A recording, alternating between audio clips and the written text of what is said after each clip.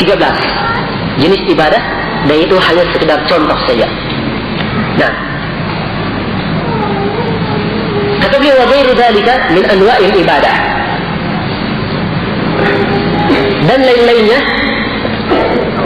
dari bentuk-bentuk ibadah. Sekarang apa itu ibadah? Kita sudah katakan bahwa ibadah di sini banyak. Yang disebut oleh Syekh cuma sekedar contoh. Lalu bagaimana cara mengetahui secara detail seluruh ibadah itu?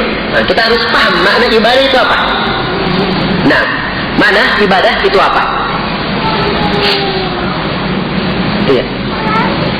Definisi yang paling bagus di dalam masalah ibadah ini, definisi yang paling lengkap dan paling dekat dari nusus asy-syara' dari Al-Quran dan Sunnah, itu adalah definisi yang dikemukakan oleh Syekhul Islam Ibnu Taimiyah rahimahullah ta'ala di dalam kitab beliau Al-Ubudiyah.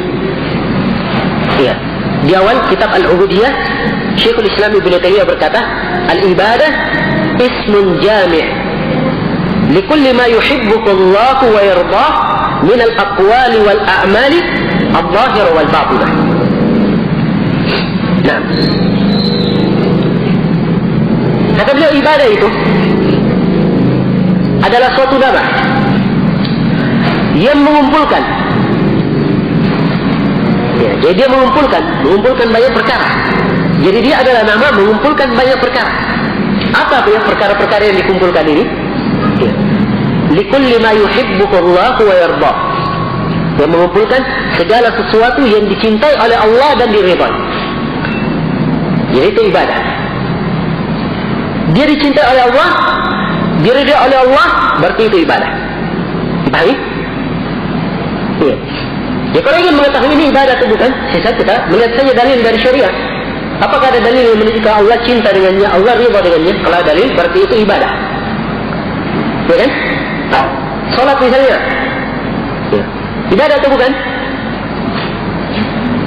Saya tanya, ibadah atau bukan salat? Ibadah tentunya, ya kan? Kenapa tidak disebut oleh Syekh di sini? Sebenarnya disebut cuma sekedar contoh saja. Ya. Apa dalilnya mengatakan ibadah? Ya, dari mana tahu itu ibadah? Hah? Sebab diperintah dalam Al-Quran, aqimus shalah, perintah tegakkanlah salat. Ya. Dan sesuatu tidaklah diperintah oleh Allah kecuali sesuatu itu diridhai dan dicintai oleh Allah. Kan begitu? Kalau begitu dia adalah ibadah. Nah, begitu saja. Ya, jadi apa saja masuk ke dalam masalah apa saja, lihat. Ini ada bukan? Lihat. Dicintai oleh Allah, ada perintah, ada anjuran, ada pernyataan yang menunjukkan dicintai dan diridhai oleh Allah, berarti itu adalah ibadah. Jelas ini? Jadi ibadah adalah ismun jami', nama yang mengumpulkan likulli ma yuhibbuhu Allah wa yardah, yang mengumpulkan segala sesuatu yang dicintai oleh Allah dan diridainya, minal aqwali wal a'mal, dari ucapan-ucapan dan amalan-amalan, dari ucapan-ucapan dan amalan-amalan, al-zahir wal batinah, yang zahir maupun yang batin, yang nampak maupun tidak nampak. Zahir, zahirin yang di luar, yang kelihatan. Yang batin yang berada di dalam. Iya.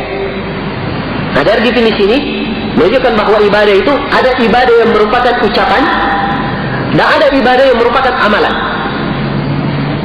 Iya atau tidak? Iya. Jadi ada ibadah yang merupakan ucapan dan ada ibadah yang merupakan apa? Amalan. Jadi qaul wa amal, ucapan atau amalan. Sisa qaul kita lihat. Qaul itu ada dua. Ada ucapan lisan dan ada ucapan hati. Iya. Ada ucapan lisan dan ada ucapan hati. Demikian pula perbuatan. Ada perbuatannya hati, amalan hati, dan ada amalan anggota tubuh. Iya. Ada amalan anggota tubuh. Iya. Kalau begitu, ibadah itu meliputi itu semuanya.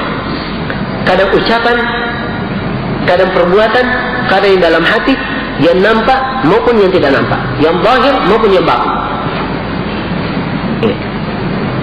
Kita lihat misalnya seperti doa.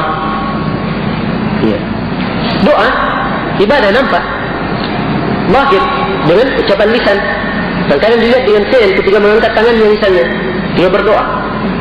Khauf, takut, ini ibadah hati. Ya. Berkaitan dengan hati. Nah, roja mengharap. Tawakal juga berkaitan dengan hati. Salat, ibadah berkaitan dengan jawari, dengan tubuh. Ya. Tapi ada bacaan dengan lisan dalam salat tersebut. Jadi bentuk-bentuk ibadah. Ini definisi yang disebut oleh Syekhul Islam Ibnu Taimiyah, definisi yang sangat lengkap sekali. Memberikan definisi tentang ibadah. Jadi sekali lagi ibadah itu ismun jami' adalah nama yang mengumpulkan likulli ma yuhibbuhu Allah wa yardah, mengumpulkan segala sesuatu yang dicintai oleh Allah dan diridainya minal aqwali wal a'mal, dari ucapan dan amalan al-zahirah wal batinah, yang nampak, yang zahir maupun yang batin. Itu definisi ibadah. Nah, jadi ibadah itu hanya diserahkan kepada Allah. Ya. Karena itu kata Syekh di sini setelah menyebutkan bentuk-bentuk ibadah, wa ghairu dzalika min anwa'il ibadah, dan lain-lainnya dari bentuk-bentuk ibadah, allati amara Allah biha kulliha, allati amara Allah biha, ya Allah memerintahkan dengannya, kulluha lillah, semua ibadah itu harus hanya untuk Allah. Ya. Jadi beliau sebutkan jenis-jenis ibadah dan lain-lainnya, dan semuanya itu diperintah oleh Allah. Ingat, semuanya, seluruhnya hanya untuk Allah. Tidak boleh diberikan kepada selain dari Allah. Ya. Apa dalilnya bahawa ibadah hanya untuk Allah, hanya milik Allah? Wad dalilu qauluhu ta'ala. Dan dalilnya adalah firman Allah Ta'ala. Wa annal masajida lillah fala tad'u ma'allahi ahada. Sungguhnya masjid-masjid itu milik Allah, maka janganlah kamu berdoa kepada seorang pun bersama Allah. Dari penerjemahan ayat tadi mungkin ada yang bertanya, loh, ini kan dalil berdoa, dijadikan doa untuk dalil sebagai ibadah hanya milik Allah, tapi di sini dalam dalil disebut cuma doa. Maka apa jawabannya? Ya, jawabannya doa itu terbagi dua. Ya. Ada doa ibadah, ada namanya doa ibadah, dan ada namanya doa mas'alah.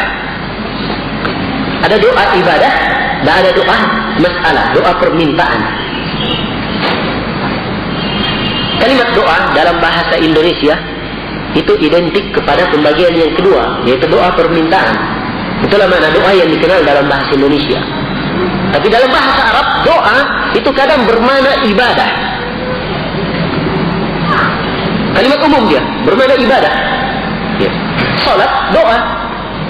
Puasa, doa. Semua ini jenis ibadah yang disebut sini. Ya, khauf, raja, tawakkal, raghbah, ar-rahbah, khusyuk, semuanya doa masuk dalam kategori doa. Jadi bisa diartikan ibadah. Ya. Jadi kalau saya ingin artikan bebas, sungguhnya masjid-masjid milik Allah, maka janganlah kalian beribadah kepada siapapun selain bersama Allah. Ya.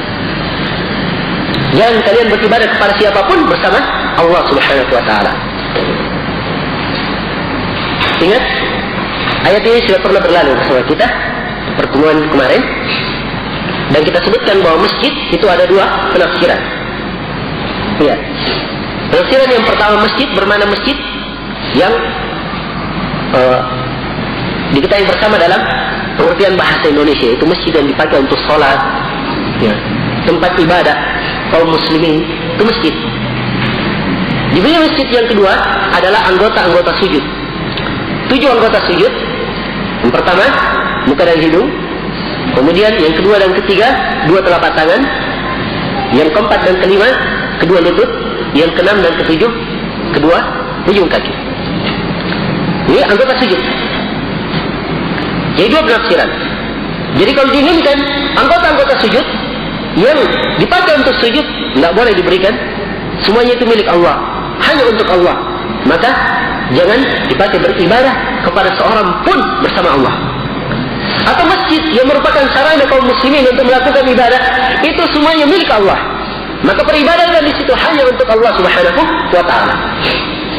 Ini mana dari ayat. Wa annal masajida lillahi fala tad'u ma'allahi ahada. Sungguhnya masjid-masjid itu milik Allah, maka janganlah kalian beribadah, berdoa kepada seorang pun bersama Allah.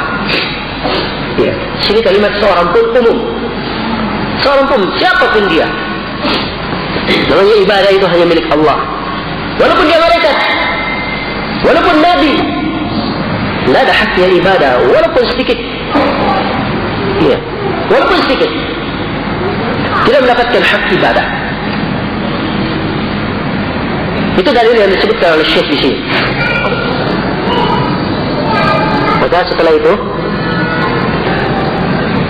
di sini Syekh Muhammad bin Abdul Wahab menjelaskan tentang hukum orang yang memalingkan suatu bentuk ibadah kepada selain Allah Subhanahu wa taala. Beliau menyatakan, "Faman sarafa minha syai'an li ghairi Allah, fa huwa musyrikun kafir." Siapa yang memalingkan sesuatu apapun dari ibadah itu, dia palingkan kepada selain Allah, li ghairi Allah, fa huwa musyrikun kafir, maka dia adalah seorang musyrik kafir. Maksudnya kafir di sini yaitu kafir keluar dari Islam. Wa dalil qauluhu ta'ala, dan dalilnya adalah firman Allah Ta'ala, wa man yad'u ma'a Allahi ilahan akhar la burhana lahu bih fa innama hisabuhu 'inda rabbih innahu la yuflihul kafirun. Dan barang siapa yang berdoa, beribadah kepada sesembahan lain selain dari Allah atau bersama Allah, dia beribadah kepada sembahan lain bersama Allah, la burhana lahu bih, yang mana sesembahan itu tidak ada burhannya, tidak ada kejelasannya sembahan itu. Maka siapa yang menyembah seperti ini, sembahan seperti itu bersama Allah, maka dinyatakan dalam ayat ini, fa innama hisabuhu 'inda rabbi, sungguhnya siksanya itu berada di sisi Rabbnya.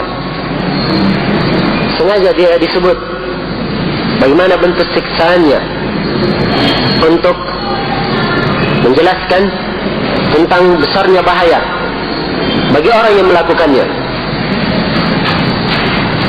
Kemudian dinyatakan di akhir ayat, innahu la yuflihul kafirun, sungguhnya tidaklah beruntung orang-orang yang kafir. Akhirnya di sini yang menjadi sisi pendalilan, yaitu orang yang menyerahkan ibadah kepada selain Allah, menyerahkan ibadah kepada sembahan selain dari Allah, maka ia disebut, digolongkan sebagai kafir di dalam ayat ini. Ini hukum yang beliau sebutkan di sini,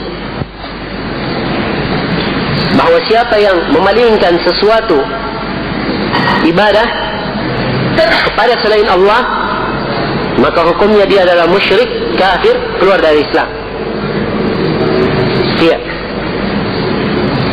Telah kita sebutkan tentang bahaya kesyirikan. Cuman di sini tatkala disebut hukum memalingkan ibadah kepada selain Allah, maka harus kita terangkan tentang pembagian kesyirikan itu. Asyirik, kesyirikan itu ada beberapa atau terbagi menjadi beberapa bagian. Dan para ulama dalam pembagian kesyirikan ada beberapa pembagian. Pembagian-pembagiannya mereka tinjau dari sisi tertentu. Karena itu sebagian para ulama ada yang membagi syirik menjadi dua, syirkun zahir wa syirkun khafiyun. Syirik yang zahir, nampak, dan syirik yang khafi. Khafi artinya tersembunyi. Ini pembagian sebagian ulama. Dia bagi dari sisi nampak tidaknya. Kemudian ada yang membagi menjadi dua dari sisi lain. Dari sisi besar kecilnya dibagilah kesyirikan menjadi dua. Ada syirkun akbar, syirik akbar, dan ada syirik asgar. Syirik akbar, syirik besar. Syirik asgar, syirik yang kecil. Dan sebagian para ulama meninjau dari dua sisi, lalu dia bagilah kesyirikan itu menjadi tiga. Syirkun akbar, syirkun asgar, wa khafi. Tiga. Jadi syirik akbar, syirik asgar, dan syirik khafi, syirik yang tersembunyi. Besar, kecil, dan tersembunyi. Tiga. Ini pembagian-pembagian kesyirikan yang dikenal di kalangan para ulama. Nah, secara kontekstual ada perbedaan memang, tapi kembali kepada hakikat yang sama dalam menguraikan kesyirikan itu. Coba kita tinjau, ya, supaya kita tahu bahawa ini tidak ada perselisihan sebenarnya, semuanya maknanya sama. Kita lihat ulama yang membagi kesyirikan menjadi dua, syirik yang zahir dan khafi, syirik yang nampak dan tidak nampak. Ya. Syirik yang nampak itu ada dua, ada yang besar, ada yang kecil, ya kan? Syirik nampak, kalau dilihat dari sisi nampaknya, misalnya yang nampak, misalnya menyembelih untuk selain Allah, ya.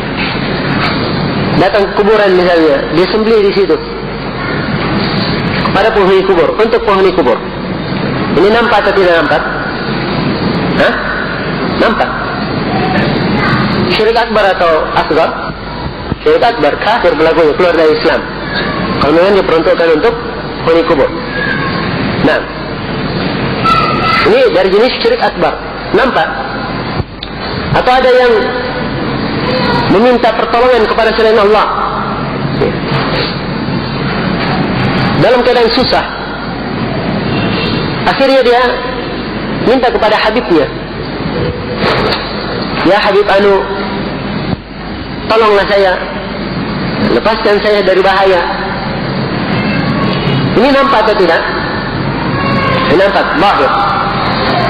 Dan syirik yang seperti ini terhitung juga sebagai syirik akbar.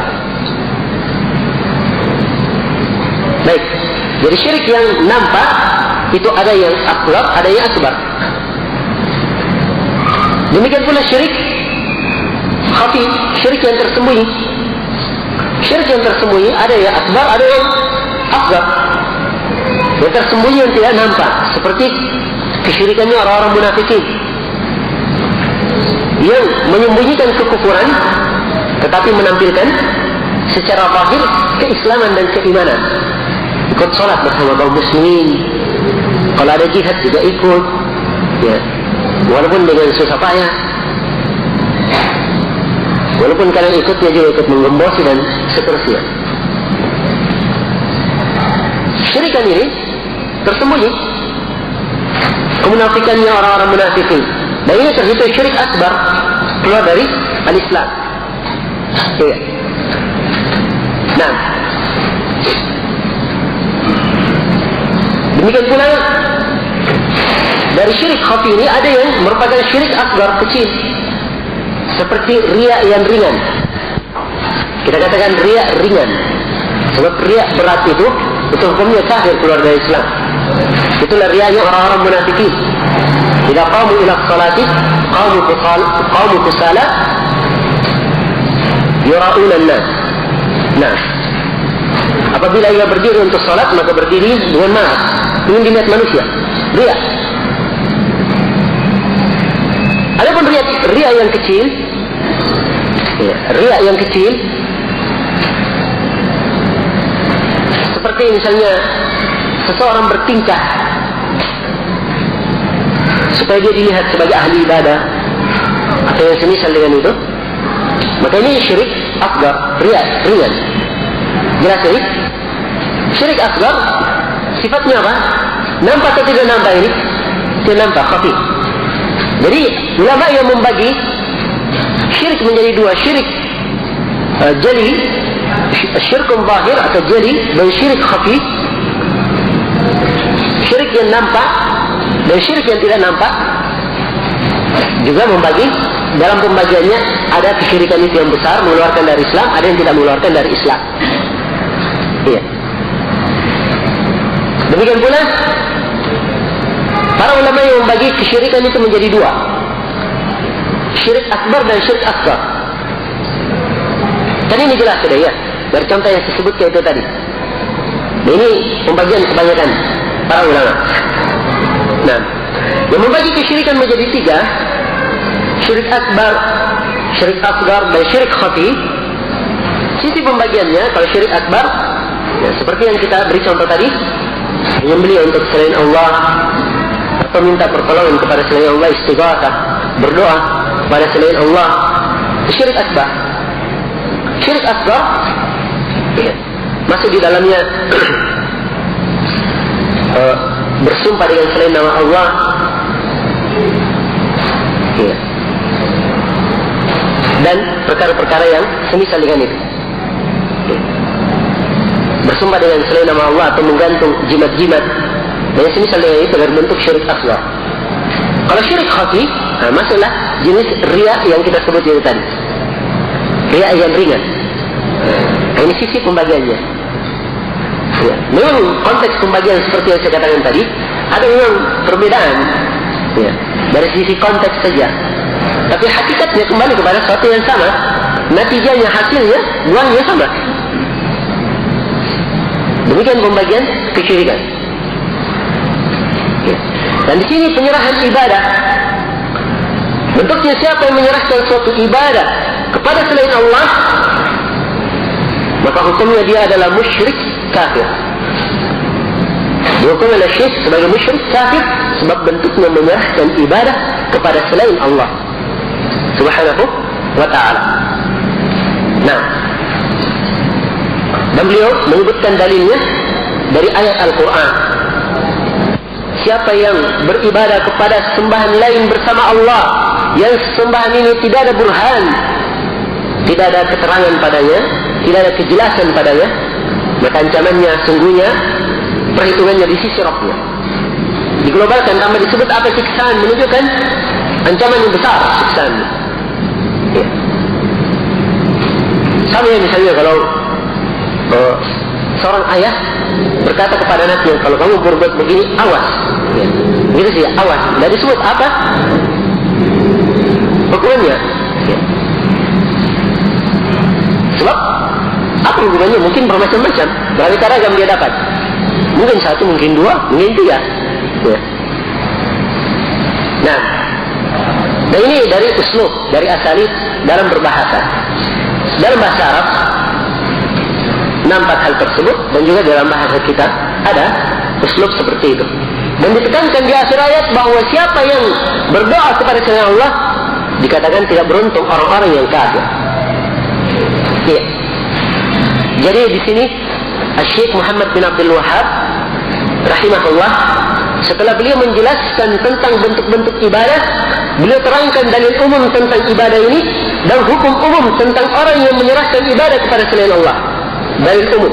Setelah itu beliau masukkan dalil khusus. Kan disebut beberapa jenis ibadah di sini. Ya. Dari doa sampai kepada nadar.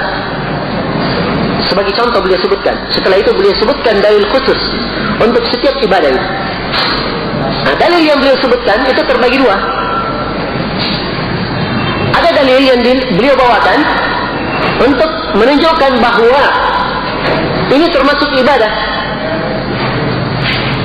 Ini adalah termasuk ibadah. Kalau dia ibadah, tidak boleh dipalingkan kepada selain Allah. Kan begitu?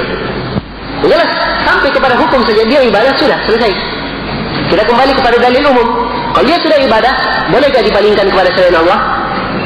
Dalil umum yang kita baca tadi tidak boleh dipalingkan kepada selain Allah. Ya. Jadi jangan ada yang membaca buku ini lalu melihat, di sini kan tidak disebut apa namanya ancamannya bahwa ini pelaku kesyirikan. Ya. Hanya disebut misalnya mengharap dalilnya ini. Ya. Tidak disebut siapa yang memalingkan mengharap kepada selain Allah hukumnya musyrik. Tidak ada disebut dalilnya. Mana dalilnya? Ya. Jangan ada yang bertanya seperti itu. Sebab pendalilannya arahnya kemana? Sebab kalau beliau telah sebutkan ini sebagai ibadah, sudah sampai ke titik ini, dia adalah ibadah, sudah. Kita kembali kepada dalil umum. Disebutkan siapa yang memalingkan ibadah kepada selain Allah hukumnya musyrik kafir. Itu dalil dipakai pada seluruh jenis ibadah. Dipahami ya? Yang cuma harus pandai di dalam mengetahui letak-letak pendalilan. Ya. Ini sangat penting sekali. Khususnya ketika menghujat ahli syirik, orang-orang yang berbuat kesyirikan. Kalau orang awam pelaku kesyirikan, sangat mudah untuk meruntuhkan hujahnya. Ya. Tapi kalau pelaku kesyirikan tersebut, orang-orang yang pandai baca di kitab kuning, ya, orang-orang yang juga baca ayat-ayat dan hadis, nah ini harus tahu bagaimana sisi-sisi pendalilan sehingga mudah untuk merontokkan hujah-hujahnya. Nah, dan di sini diberikan oleh beliau pelajaran ringkas tentang hal ini, sisi pendalilan yang seperti ini, dan detail beliau dalam berdalil. Setelah menjelaskan secara umum, maka beliau sekarang masuk menjelaskan bentuk-bentuk ibadah itu secara khusus dengan dalil-dalilnya. Ya, dimulai dari doa, khauf, raja dan seterusnya sampai nadar. Ya. Kata beliau, wa fil hadithi, dan di dalam hadis, ad-du'a'u mukhul ibadah. Dalam hadis disebut bahwa doa itu adalah mukhul ibadah. Mukh itu artinya otaknya ibadah, intinya ibadah. Ya. Tapi ini hadis yang disebut oleh beliau di sini diriwayatkan oleh Imam At-Tirmidzi dari Anas bin Malik radhiyallahu taala anhu, dan di dalam sanadnya ada seorang rawi yang bernama Abdullah ibn Lahi'a, dan dia ini lemah hadisnya. Karena itu hadis dengan konteks yang beliau sebut lemah. Tapi ada konteks yang semisal dengannya. Dan dalam hadis yang sahih diriwayatkan oleh Imam Ahmad dari Ubadah ibn Samit radhiyallahu taala anhu. Nabi sallallahu alaihi wasallam bersabda, "Ad-du'a'u huwa al-ibadah." Begitu konteksnya. Ad-du'a'u huwa al-ibadah. Kalau di sini ad-du'a'u mukhu al-ibadah. Kalau hadis yang sahih, ad-du'a huwa al-ibadah. Doa itu adalah ibadah. Ya. Jadi ini dalil yang pertama bahwa doa adalah ibadah. Tegaskan dalam hadis doa itu adalah ibadah. Sudah, kalau dia ibadah, tidak boleh dipalingkan kepada selain Allah. Iya. Dan dalilu qauluhu ta'ala, dan dalilnya firman Allah Ta'ala. Dan dalil bahawa doa adalah ibadah, dalil lain adalah firman Allah Ta'ala, wa qala rabbukum ud'uni astajib lakum, dan berkata Rabb kalian, berdoalah kalian kepadaku, saya akan mengabulkannya. Iya. Berdoalah kalian kepadaku, saya akan mengabulkannya.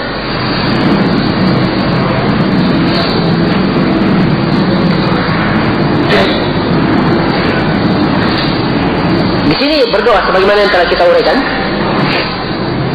bahwa doa itu bermakna ibadah. Berdoalah kalian kepadaku, saya akan kabulkan.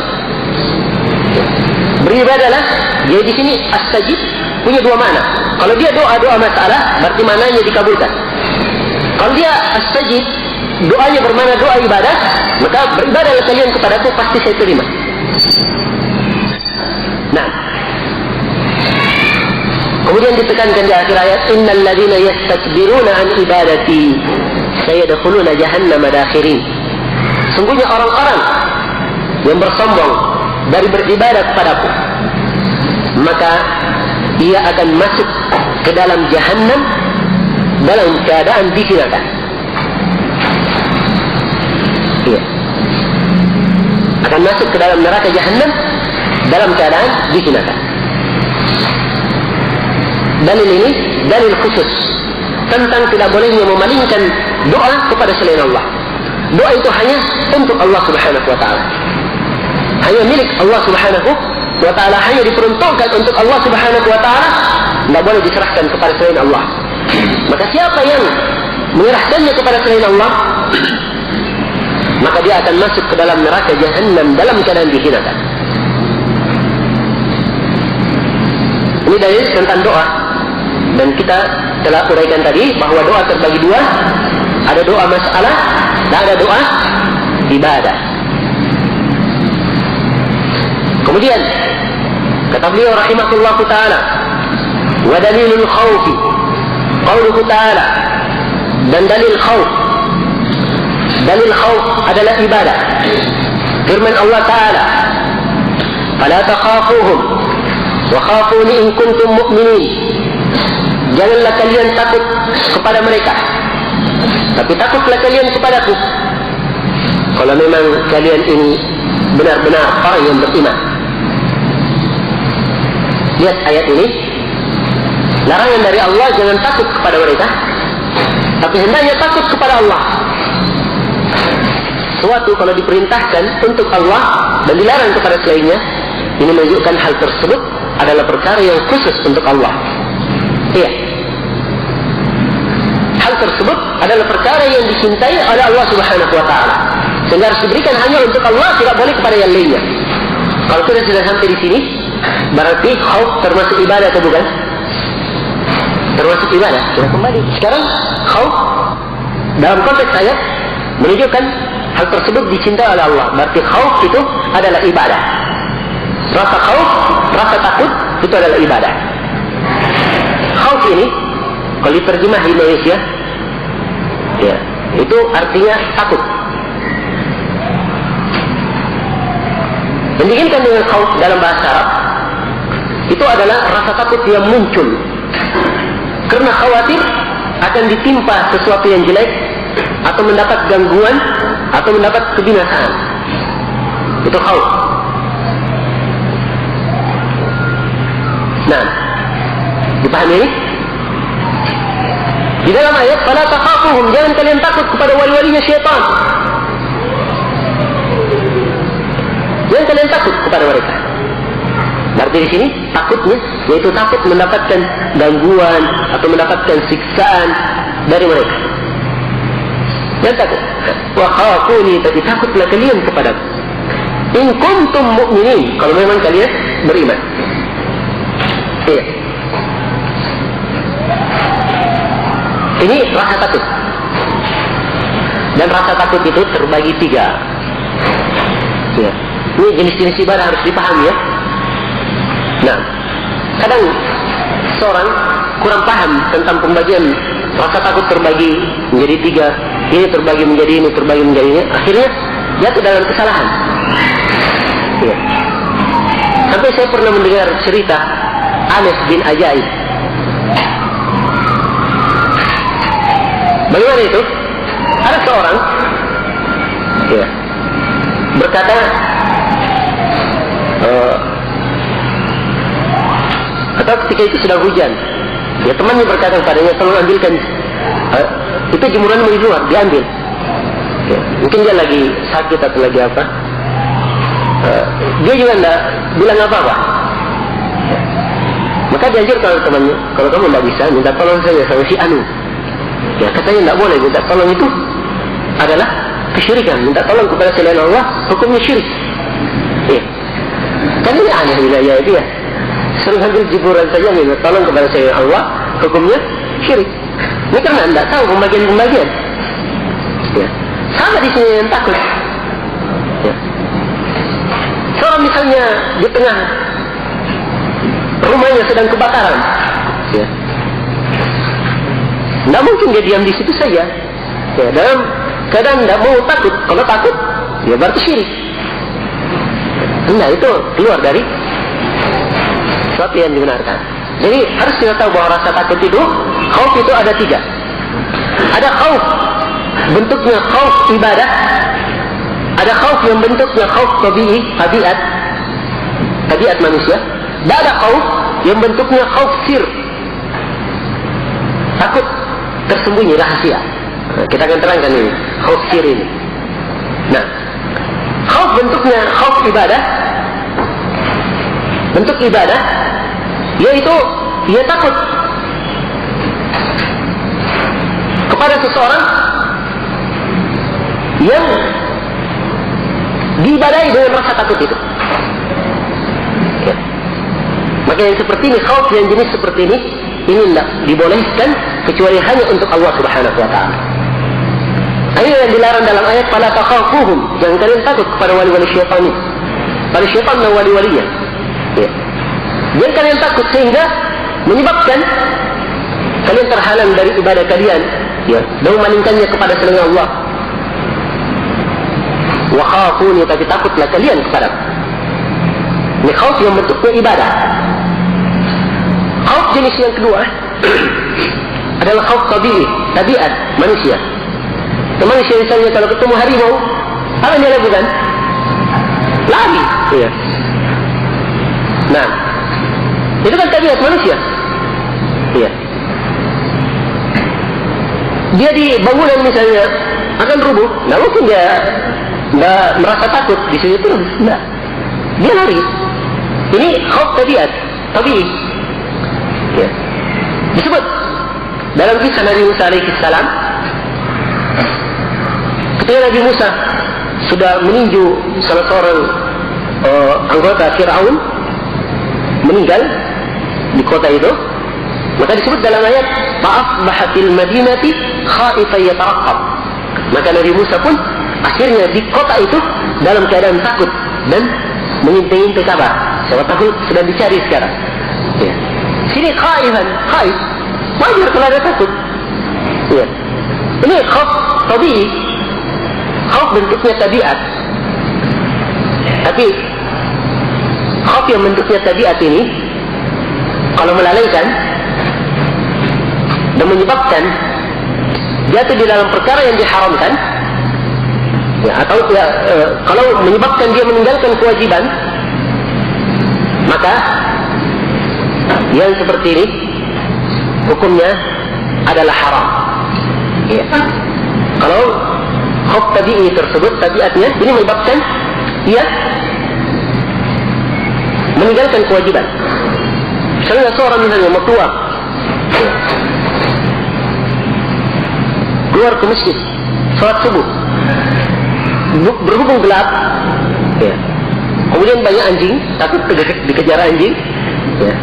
Dan sebagian takut sesuatu yang lain, ya. Maka dia takut keluar ke masjid. Maka yang seperti ini khaufnya adalah khauf dan menyebabkan dia meninggalkan kewajiban dan hukumnya diharamkan. Nah, baik. Kemudian khauf jenis yang ketiga, khauf sir. Ya. Takut tersembunyi. Apakah dia takut kepada penghuni kubur atau takut kepada wali? Ya, misalnya. Ini perkara yang terjadi. Ya. Khususnya pada orang-orang sufi.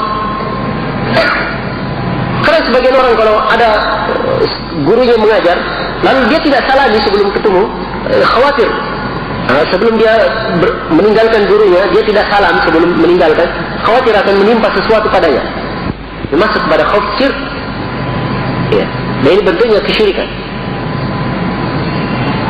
Nah, dan Syekh Saleh bin Abdul Aziz Al-Syekh menghikayatkan satu hikayat, ya, bukan untuk menghiasi majelis dengan kisah, enggak. Cuma di sini diambil satu pelajaran bagaimana khauf sir itu. Ya. Di Mesir, di Qamtah itu ada kuburan disebut dengan kuburan Al-Badawi. Ya. Dan Al-Badawi ini kuburan diagungkan di Mesir.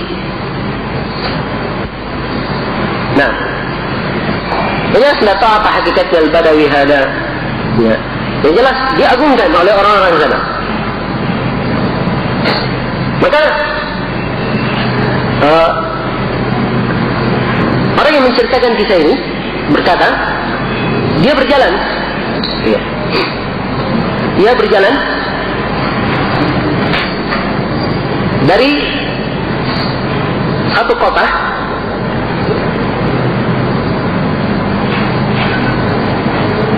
dia berjalan dengan mobil sewaan. Ya. Begitu sampai di tengah jalan, sebagian jalan ada yang meminta. Ya. Ada yang meminta gitu. Di pinggir jalannya seperti anulah, di lampu merah misalnya ada yang minta-minta.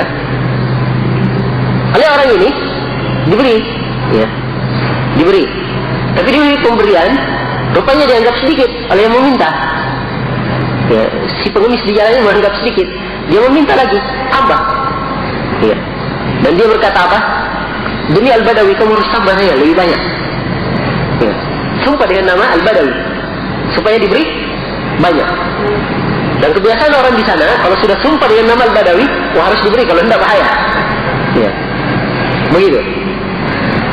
Nah, maka apa yang dilakukan oleh orang ini? Dia pun tidak memberinya. Karena berkata seperti itu. Nah, maka akhirnya iya, orang yang menyewa mobil ini dan dia penuntut ilmu, dia punya akidah yang baik. Karena si pengemis bersumpah dengan nama demi Al-Badawi, dia tidak beri. Bahkan apa yang dia beri tadi, dia ambil lagi. Iya. Karena dia sumpah dengan nama Al-Badawi itu, maka dia ambil lagi pemberiannya. Nah, akhirnya, ya,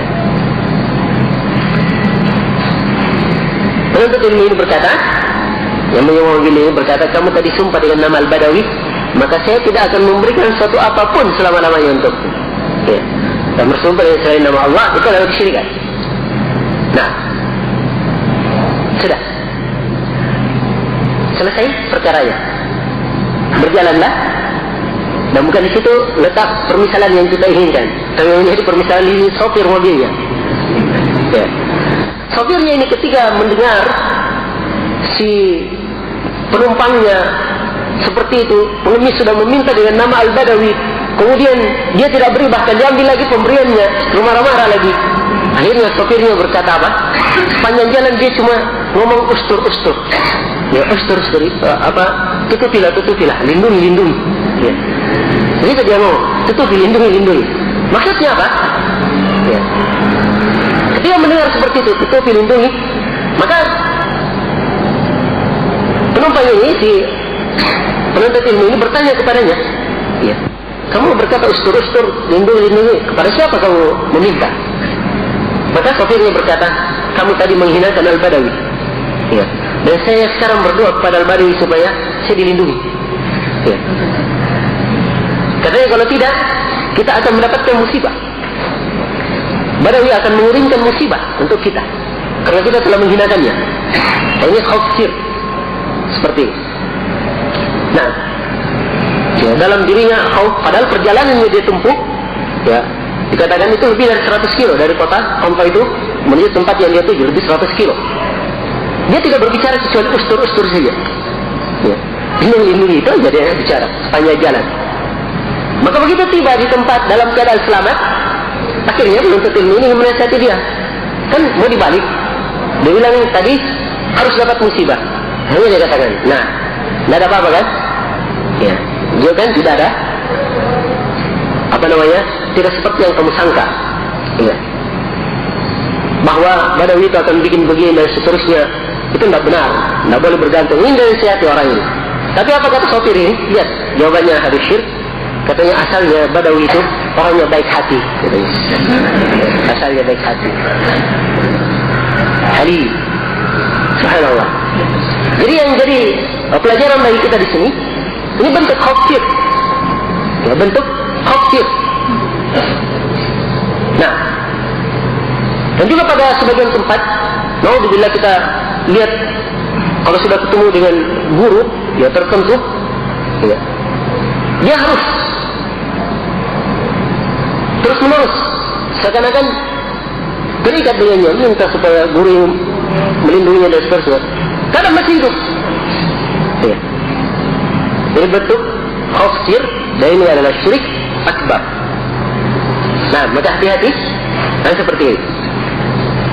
Ya. Baik.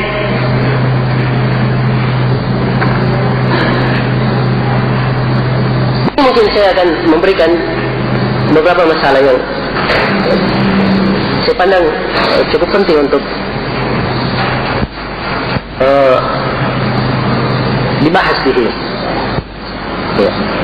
Bagaimana dengan orang yang meninggalkan kewajiban karena takut untuk mendapatkan siksaan, karena disiksa atau dan seterusnya, akhirnya meninggalkan kewajiban. Nah, istilahnya terpaksa begitu. Nah, kalau misalnya dia akan mendapatkan siksaan yang sangat berat dan dia tidak mampu, seperti dibunuh atau sangat berat sekali, maka kalau hal tersebut tidak berkaitan dengan orang lain,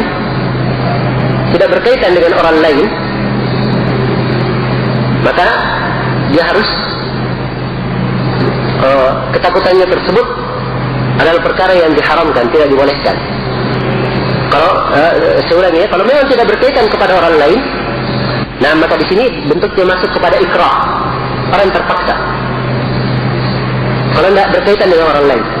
Tapi kalau berkaitan dengan orang lain, kalau dikatakan kepada seorang, kamu berzina dengan perempuan ini, kalau tidak saya bunuh kamu misalnya, katakan kepadanya seperti itu, maka yang seperti ini tidak boleh dia lakukan, sebab kaitannya dengan orang lain. Walaupun dia dibunuh, harusnya dia tidak melakukannya, sebab kaitannya dengan orang lain. Dipahami ini? Iya. Sebab dalam Al-Quran dikatakan wala taziru waziratun wizra ukhra. Tidak boleh membuat dosa itu menanggung dosa yang lainnya. Dan dalam hadis dikatakan la darar wala dirar, tidak darar dan tidak boleh memberikan darar kepada yang lainnya. Nah, kemudian ya, kalau misalnya hanya pada dirinya saja, ya, dia dipaksa untuk mencukur jenggotnya, kalau tidak ya, akan diperlakukan suatu yang berat misalnya, maka yang seperti ini ya kadang terpaksa. Kalau memang berat dia tidak bisa menanggungnya. Kemudian jenis penderitaan yang kedua, ya kadang mendapatkan siksaan, tapi bisa dia tanggung walaupun berat. Ya, misalnya di penjara misalnya, ya, disuruh buat perkara yang diharamkan, atau meninggalkan suatu kewajiban. Kalau tidak dia lakukan, maka akan diperbuat sesuatu yang tidak baik padanya. Tidak baik, tapi dia bisa menanggung, seperti di penjara beberapa hari, tidak ada masalah. Ya, seperti ini, maka yang seperti ini tidak boleh dia takut, harus tetap dia lakukan. Nah,